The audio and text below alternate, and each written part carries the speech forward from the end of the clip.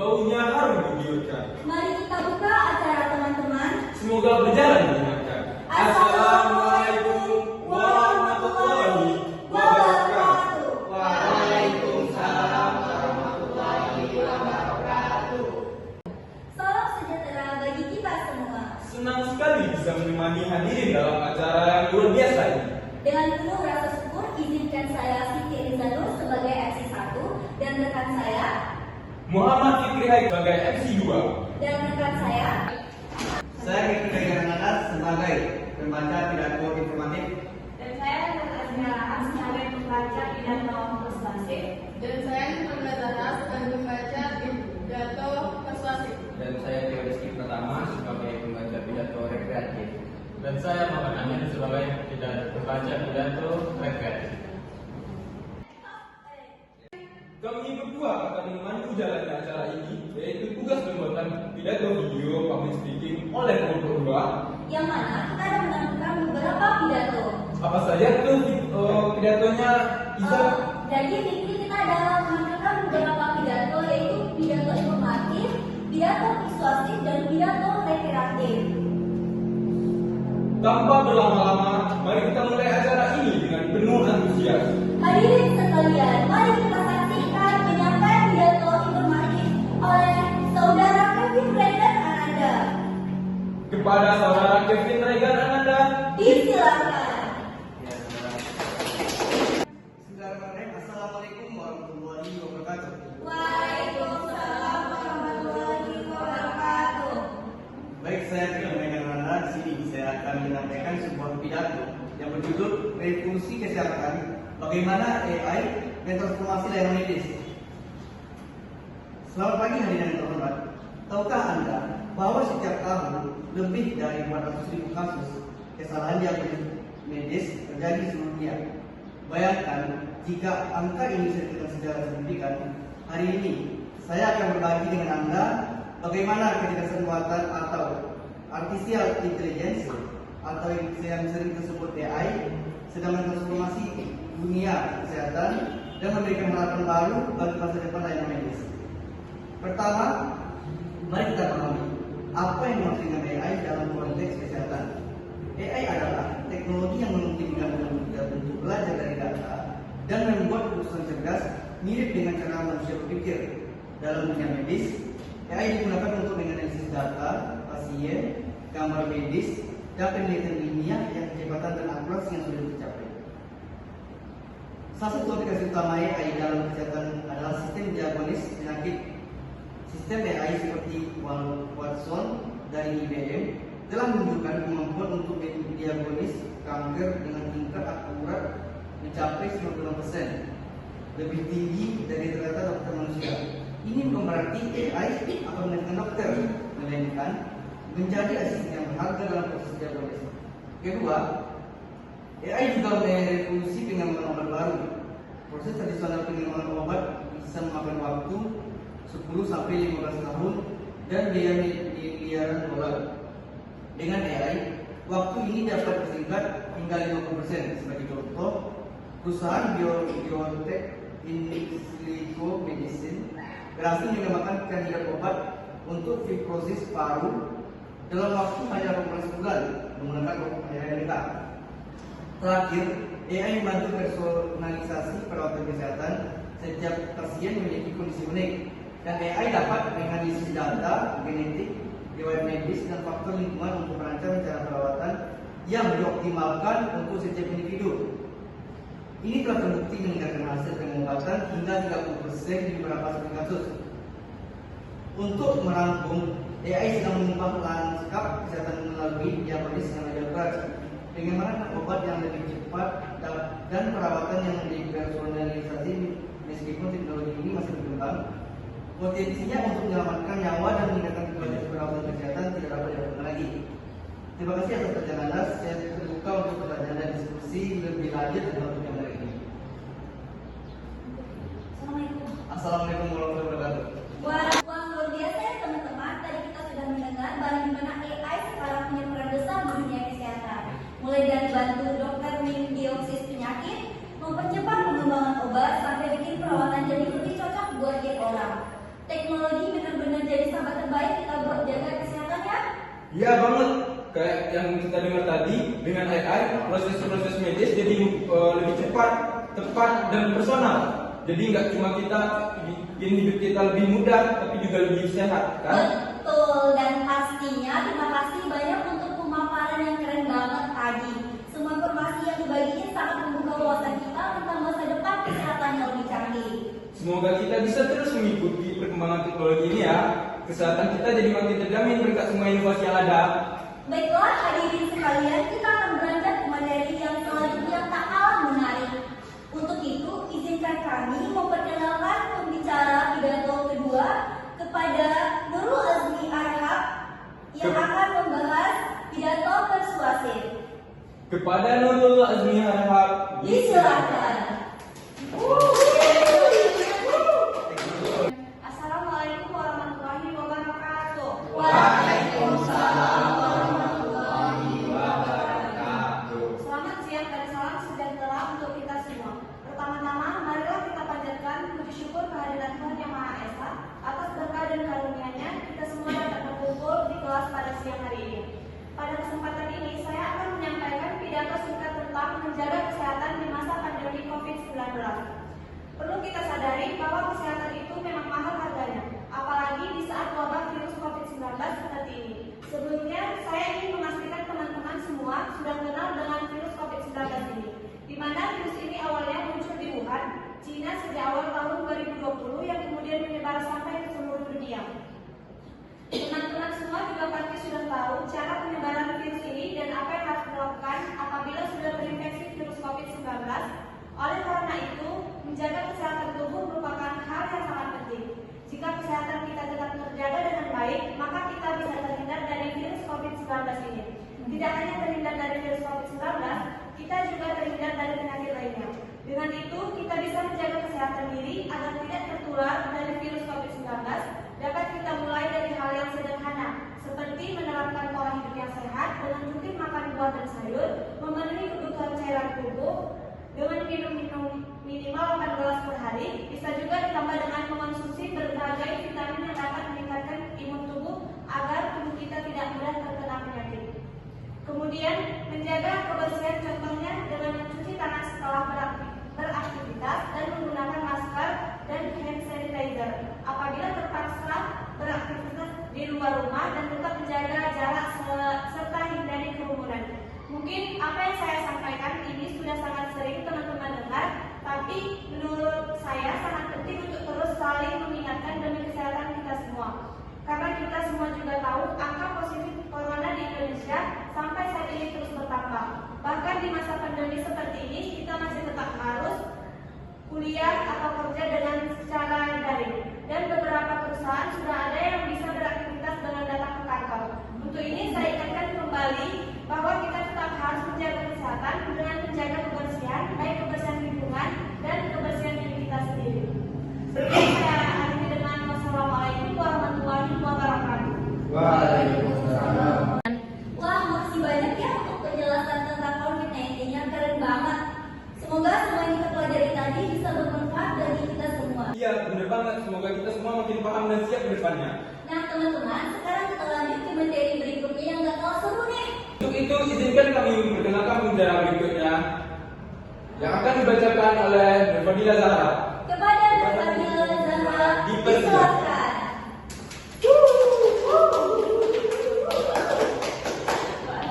Assalamualaikum warahmatullahi wabarakatuh. Waalaikumsalam warahmatullahi wabarakatuh. Selamat siang dan salam sejahtera kepada kita semua. Mari kita panjatkan puji syukur kita kepada Tuhan Yang Maha Esa. Atas berkatnya kita dapat bisa menghadiri acara pada pagi hari ini. Hari ini saya ingin membahas tentang fenomena yang semakin meresahkan dan mempengaruhi keuangan serta kesejahteraan masyarakat kita, yaitu ialah pinjaman online. Di era digital ini, akses cepat dan mudah pinjaman melalui platform online telah menjadi kenyataan. Tetapi perlu kita sadari bahwa dampak dari pinjaman online ini sangat-sangat signifikan dan seringkali tersembunyi. Pinjaman online bisa menjadi alat yang bermanfaat dalam situasi tertentu, seperti keadaan darurat dan kebutuhan mendesak. Namun, seringkali kemudahan dan kecepatan dapat menjadi risiko yang serius. Pinjaman online seringkali menawarkan bunga yang tinggi dan biaya lainnya yang tidak selalu jelas pada awalnya. Ini dapat membuat individu terjebak dalam lingkaran utang yang sulit diatasi. Selain itu, bunga yang tinggi perlu juga diperhatikan praktek penagihan yang agresif dari beberapa layanan pinjaman online. Banyak orang yang mengalami stres dan tekanan mental akibat ancaman penagihan yang berlebihan, yang pada gilirannya dapat mempengaruhi kesejahteraan mereka secara keseluruhan. Selain risiko finansial, penggunaan pinjaman online yang tidak bijak juga dapat mempengaruhi pola pengeluaran dan tabungan kita. Seringkali pinjaman online diambil untuk memenuhi keinginan yang sebenarnya bisa ditunda atau dihindari. Ini dapat merusak kestabilan keuangan jangka panjang dan menghalangi kita untuk mencapai finansial yang lebih penting. Namun, saya ingin menekankan bahwa tujuan saya bukanlah untuk menghindari penggunaan pinjaman online sepenuhnya. Terkadang dapat menjadi solusi praktis dalam situasi darurat atau mendesak. Yang perlu kita lakukan adalah memastikan bahwa kita berurusan dengan layanan yang terpercaya dan transparan, serta memahami sepenuhnya konsekuensi dari pinjaman yang kita ambil. Kita juga perlu meningkatkan literasi keuangan kita agar bisa membuat keputusan yang lebih bijak dalam hal pinjaman, mengetahui perbedaan antara pinjaman yang masuk akal dan berisiko, memahami bagaimana bunga dan biaya ditetapkan, serta merencanakan pengeluaran yang bijak adalah langkah-langkah penting untuk menghindari dampak negatif dari pinjaman online. Dalam pengambilan pinjaman online, mari kita selalu ingatkan untuk bertanya pada diri sendiri, apakah kita benar-benar kebutuhan mendesak?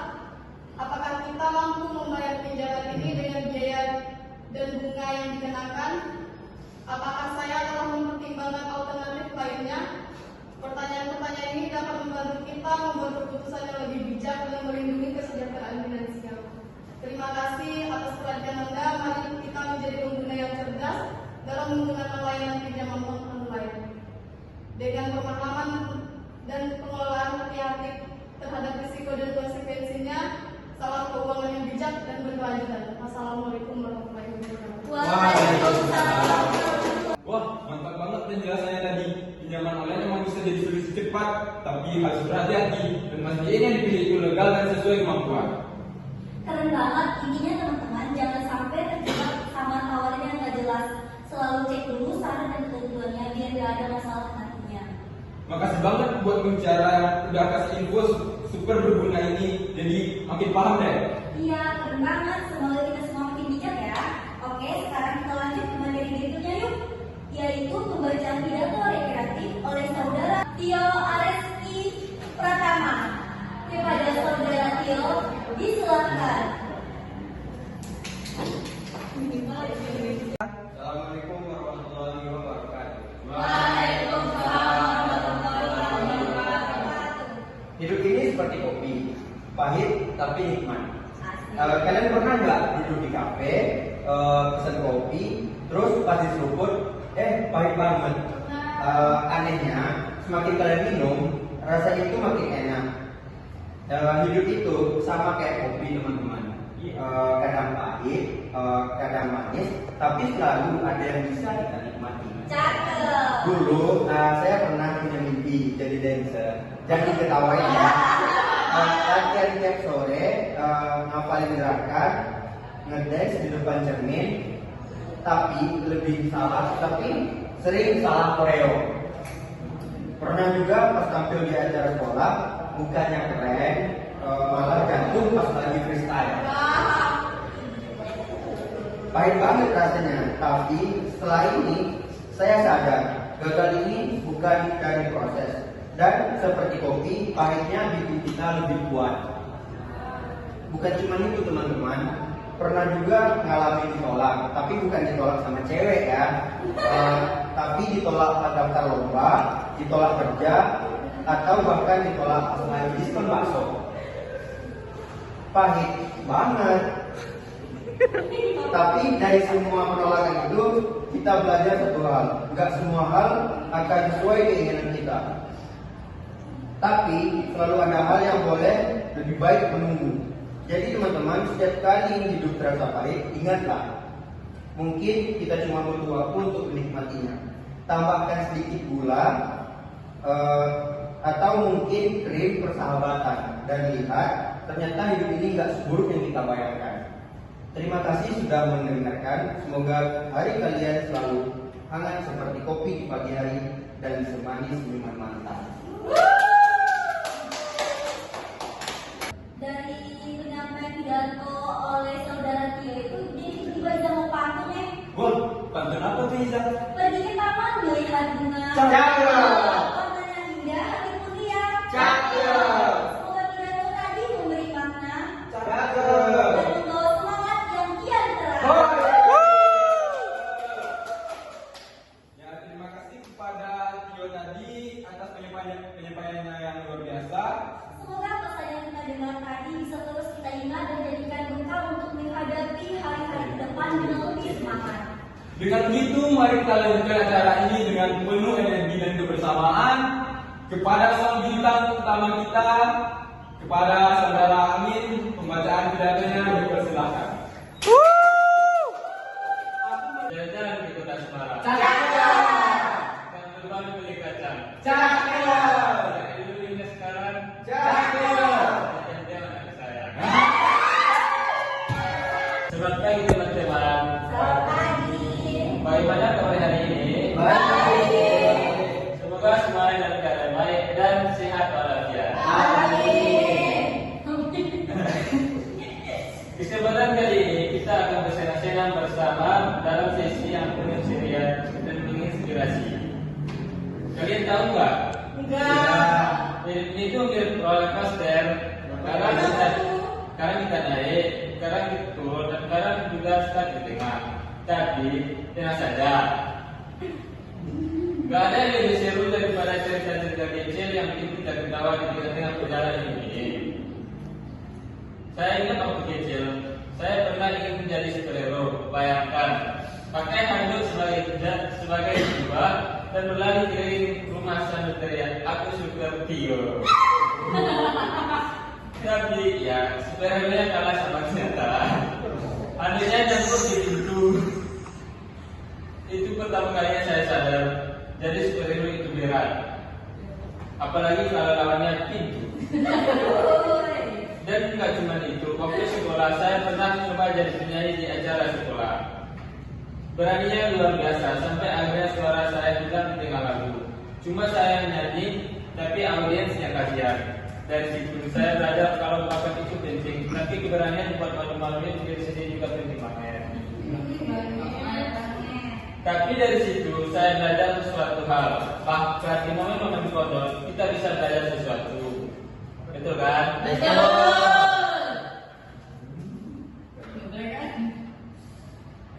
Bahkan di momen-momen kenyal itu kita bisa belajar sesuatu.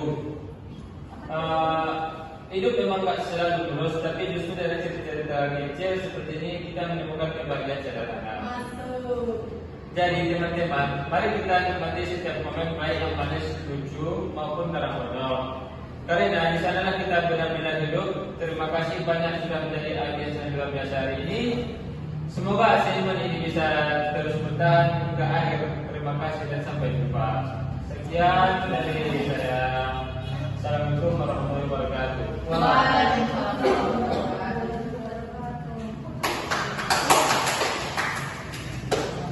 Wah, seru banget ya ceritanya tadi dari sampingan kita. Ternyata momen-momen kecil yang lucu dan konyol itu justru yang bikin hidup jadi lebih berwarna. Iya benar sih, dari superhero gagal sampai nyanyi false di panggung, semua itu ngasih pelajaran dan tawa yang nggak terlupakan. Makasih banyak buat cerita inspiratif dan penuh canda tadi. Benar-benar bikin suasana jadi hangat. Semoga kita semua bisa terus menikmati setiap momen dalam hidup sekonyol apapun itu. Tak terasa ya teman-teman, acara kita telah sampai di penghujungnya. Kami mengucapkan terima kasih kepada seluruh teman-teman yang telah berpartisipasi dengan penuh antusias. Kami tutup acara ini dengan sebuah pantun. Hari berganti malam pun tiba. Semoga ilmu ini terus kita jaga. Terima kasih atas kebersamaan kita. Assalamualaikum.